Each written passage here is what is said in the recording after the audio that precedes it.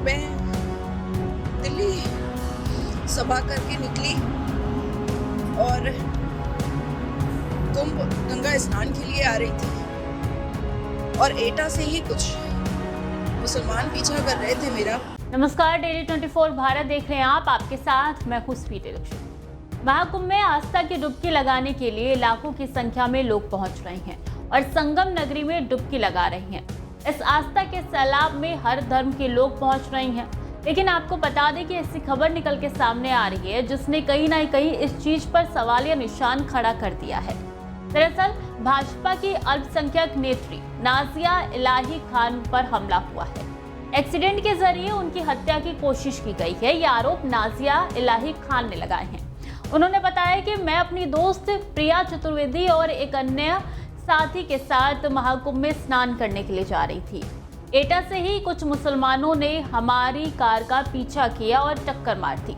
इसको लेकर नाजिया ने एक्स प्लेटफॉर्म पर एक वीडियो शेयर करके जानकारी दी है।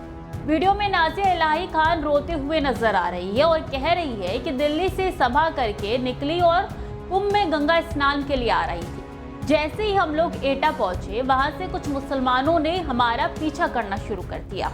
मैं थी, प्रिया चतुर्वेदी थी, जो कि spotlight with Priya YouTube channel चलाती है, और हमारे एक और साथी थे, उसकी बच्ची भी थी। प्रिया अपने चैनल पर सनातन धर्म का प्रचार करती है।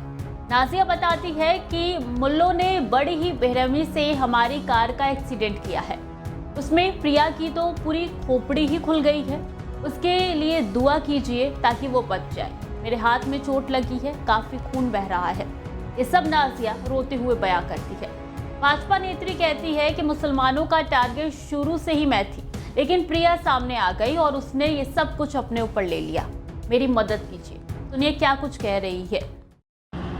मैं दिल्ली सभा करके निकली और कुंभ गंगा स्नान के लिए आ रही थी और एटा से ही कुछ मुसलमान पीछा कर रहे थे मेरा।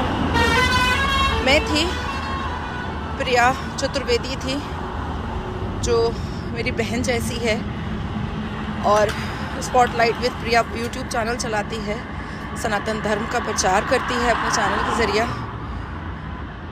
और एक छोटी बच्ची थी 19 साल की मेरे साथ।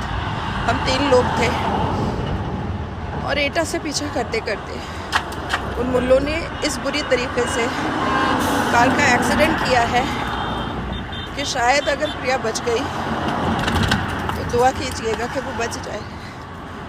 उसका पूरा सिर खुल गया है। मेरे हाथ में चोट आई है, पूरी ब्लीडिंग हुई है।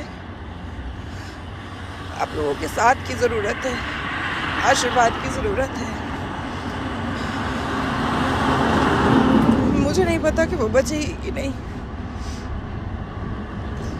टारगेट मैं थी,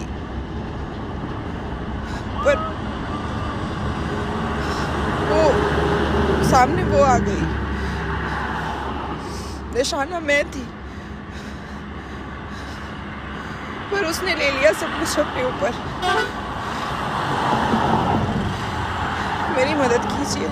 बता दें कि जनवरी 2018 में नाजिया ने प्रदेश भाजपा अध्यक्ष दिलीप घोष और पूर्व केंद्रीय मंत्री और रायगंज से सांसद देवश्री चौधरी की मौजूदगी में भाजपा का झंडा थामा था।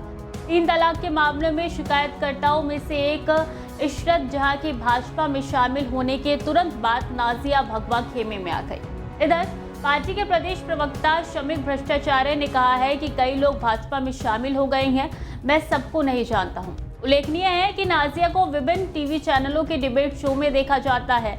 इसमें वो खुद को भाजपा के कानून और श्रम प्रकोष्ठ के नेता के रूप में पेश करती है।